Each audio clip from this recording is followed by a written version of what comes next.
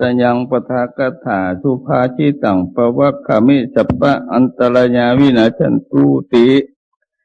ปทากถาที่อาตมาจะแสดงไปนี่เพียงแต่เก่าที่เหตุต้นผลความผุ่งบัณฑิตะเมื่อนานจะได้มีความย่อยเหนื่อยลักแย้มเคยหัวชนเงียนน้ำไหลเลี่ยนมายมดันลงแต่ก็จะว่านักแก่ก็นักจุดเสียน้อยจึงก้วยอดเช้าฟังความจะได้เรียดขังว่าเจ็บเมื่อยเปื่อนเจ็บหน่อยตัวคิง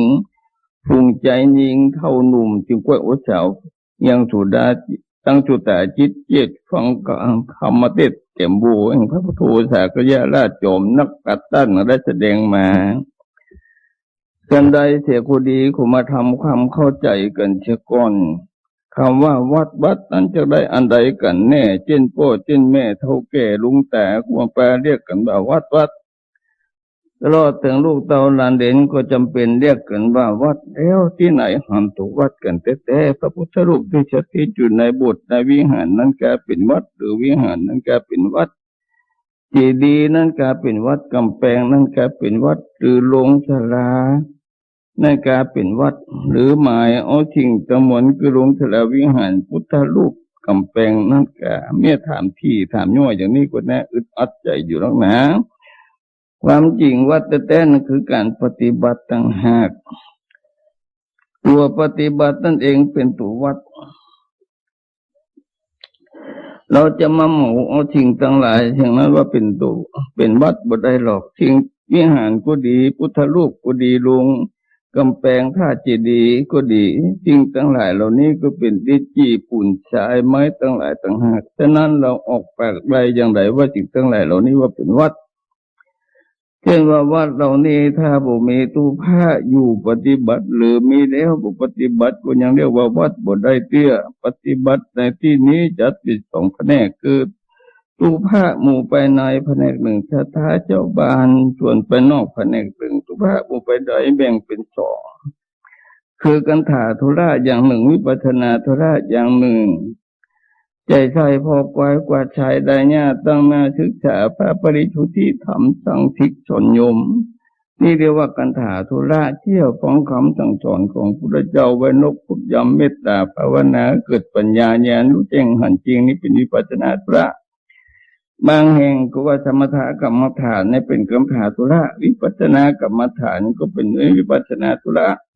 ในธุระทั้งสองประการนี้เป็นหน้าที่ของพระภิกษุสามเณรด้วยตรงแต่ชนไปนอกคือชะถาเจ้าบ้านทั้งหลายก็มีใจอย่างเจียใสในไตรรัตนะคารวะครบยำอุปถัมภ์บำรุงคือทางอ้างแฝงและเบือขาดจึงจะทุกปัจจัยคือปัจจัยทั้งสี่คนจึงเรียกว่าวัดใดเพราะเหตุใดปัจจัยทั้งสี่ที่เป็นหน้าที่ของชะถาเจ้าบ้านก็เพราะว่าตู้ผ้าบุมีสิทธิ์ที่จะได้เนี่ยไล่ไถนาทำมาค้าขายที่เบียหาเงินสั่งไม่ที่จะต้องอาศัยชะถาเจ้าบ้านคือชะถาทั้งหลายเท่านั้นที่อยู่พักพาอาศัยก็จำเป็นต้องอาศัยชะถาเจ้าบ้านทั้งหลายคือล่ำตำยอหือหรือเครื่องนุ่งห่มที่นอนหมอนมุ้งก็จะเป็นต้องอาศัยชะถาเจ้าบ้านคือทางอังขำหือเวลาเป็นโลกาพยาธิอาพาธต่างๆก็จะเป็นต้องอาศัยศรัทธาเจ้าบ้าน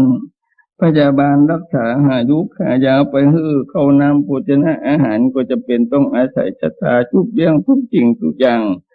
จำเป็นต้องอาศัยศรัทธาทั้งนั้นการบวชอย่างนั้นก็จะเป็นวัดเป็นวาสั่งบ่ได้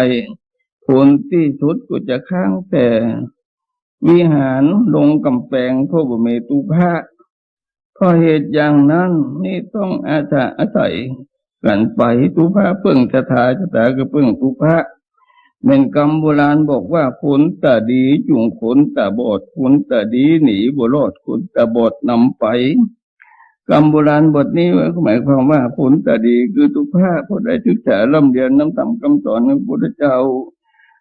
แล้วก็ปฏิบัติตามแล้วก็ได้แนะนำศรัทธาเจ้าบ้านทั้งหลายก็ตาม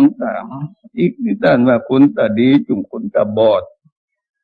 คนตาดีหนีบ่รอดแต่คนตาบอดนำไปนั่นตู้ผ้าก็บ่มีศรัทธาเจ้าบ้านอุปถัมภ์บำรุงจุบเลี้ยงนั้นเป็นไปบ่ตลอดจำเป็นตาบอดได้นำไป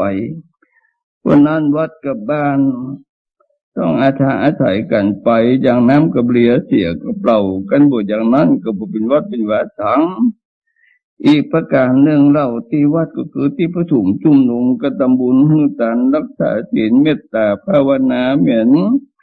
ที่อาบที่ถ้วยของเราฉะนั้นเราทั้งหลายต้องระวังรักษาคือดีเมตลาบุคลณีแก้วขัดอาบแล้วหมดใสแต่จะไปบ่นขีสละให้กุ่นให้หมัวจะเป็นน้ำที่บ่สะอาดจะไปเอากากไม้เค็ดไว้ใบตองของบุตรของเน่าทัดทิ้งเทลงจะเป็นน้ำที่สกปรกที่เกิดเป็นโรคแก่ผู้อาบข้อนี้หมายความว่าวัดว่าเราก็คือที่อาบที่ถ้วยของเราเราต้องระวังรักษาอย่าให้สิ่งชั่วจะลามกก็มารบกวนเป็นอันขาดเป็นต้นว่าเราอย่าบุกวนป่าเข้าไปในวัดจ้างมาหัวขวายบุกวนเอาเลี้ยงในมัดในกลางของแก้วทั้งสามบุกวนไล่ตีลูกตีหลานล้วนเข้าไปในกลางของแก้วบุกวนจักดีไปใส่คืนใส่เหี้ยวตามเขตกำแพงบุกวนเข้าไปเล่นแสงได้บักต่อบุกวนดีจะไปฉีดชะโลได้ดีถึงบุกวนดีไปตักถึงสลีแผ่นผ้าบกวนดีไปกล่าวกำหยับเจ้าในกลางของแก้วอารามบกวนดีเอาเป็นหุ่นต่างไปมาผ่านเล่นให้ลบปีกเว้นเสียนว่าไม่กินชุราเมาแก่บกวนดีไปแว่ขับจ้อยขับฉอบกวนดีไปฉีโนเบียงบ่ายยกยิ้วไม้มาญาบกวนดีไปเล่นหมากรุกหมากทักกว่าและกะหมากทักกะและกวางไก่บกวนดีไปเล่นไพ่ได้พนันหลองบุคคลจะดีไปนอนเจ็บจู้บุคคลดีไปอู้กำตะลุกคุกขัดวันสิ้นวันทำข้อนี้ห้ามเด็ดขาดอย่าได้กระทำปาณาติบาตจะเป็นบาปอนักการคนใดฆ่าสัตว์วันสิ้นตัวเดียวนั้นใช่แบ่งกันได้ฆ่า84,000 ตัวการบกปู่กับบึงกวนดีย่านวัดไกลบ้านจะไปทำลุงหลังของสั่งใจจ่ายจะได้มักง่ายถือกรรมของครุพันบุคคลแจกกันได้บุคคลยึดถือไว้เอาเป็นกรรมทิศตัวเองเอาของหอมไปแลกเอาของเหม็นจะปาเราเป็นบาปของเตี้ยนนับมากคือของสงฆ์เตี้ยนใดพระสงฆ์ประปรุงเราถือเอาบทใดตั้งผลหมากรากไม้ที่มีในกรุงเทพอารามไม้หลัวตามแค่ตายตั้งดวงดอกไม้เล็กกว่าเราเป็นชาตาพุทธหวังใดกันเก็บเกี่ยวไว้ก็หากเป็นดียามแม่ตุภาพบ่มีปังก่อนตั้งกองในกองสวาชิงละกังบ่ว่าของสั่งทุกสิ่งตุภามีเดียวจริงตรงคืนการบ้าบ่คืนดื้อด้านมีไว้กับบ้านกับจองจะปะเราโมหมองตั้งลูกนี่เลยลูกแม่ก็มาตายก็ได้เป็นเพศอยู่ในปัจจาทางขขุนปังให้ซุมตัวไปมากในธรรมมหาวิบากท่านก็แนะปั่นเปตะวัตถุวิพังท่านก็ไขบอกมูชะตาพ่อออกแม่ออกไผจะไปเก็บเข้าอกเข้าใจเราบอกว่าไผจะเป็นกำอู้แต่ที่จริงท่านก็รู้อยู่เป็นจริงแต่จ้างสิติญาลูกปราดนักปราดอย่างลูกผีตัวเราดีพ่อตดตัวบ่หันจักหยาดตดเปลี่ยนหักมันดี